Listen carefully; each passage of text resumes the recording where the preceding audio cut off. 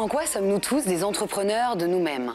Dans ses travaux, Michel Foucault s'est intéressé à l'influence des normes sociales et des mécanismes de pouvoir qui s'exercent au travers des institutions.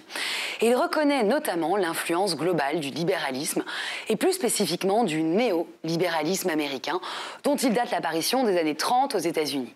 Il s'agit selon lui d'une technique de gouvernement, d'une politique économique et sociale qui influe dans le monde contemporain, notamment occidental en étendant les mécanismes de marché à l'ensemble de la vie. Autrement dit, en faisant entrer tous les domaines du vivant dans le champ du capital. On parle de capital santé, familial, travail, sexuel. Dans ce contexte, tous les domaines d'activité sont désormais régis en termes marchands. On parle d'investissement, d'intérêt, de coûts, de bénéfices. Les comportements, les choix, les désirs sont ici l'expression d'une rationalité économique, capable de mesurer, au sens du latin ratio, de calculer, de commercer, de peser le pour et le contre, en vue de capitaliser.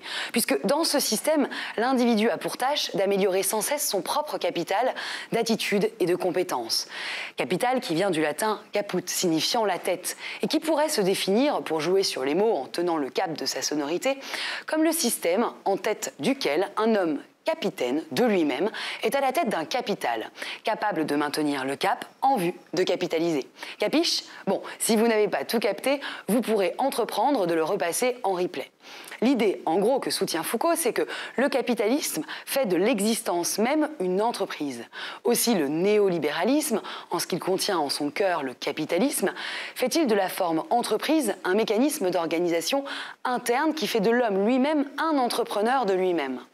C'est donc dans cette lignée d'un homme qui a pour tâche d'améliorer sans cesse son propre capital individuel, porté par cet esprit néolibéral, ce bocal politique, économique et social qui pousse à l'entrepreneuriat de soi, qu'à partir des années 80, les figures de l'entrepreneur, du commerçant, du financier, de l'aventurier, toutes mues par leur intérêt individuel, font leur percée sur la scène publique, comme le précise Alain Laurent dans Histoire de l'individualisme.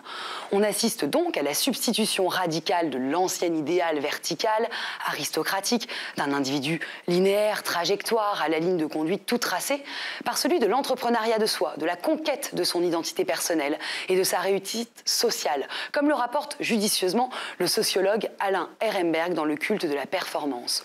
Une conquête qui, précise-t-il, est sommée de se dépasser dans une aventure entrepreneuriale. Autrement dit, sommée d'atteindre les sommets. Ainsi est somme toute la rengaine contemporaine. Tous sommes-nous des entrepreneurs de nous-mêmes, d'abord dans la mesure où l'on nous somme de l'être.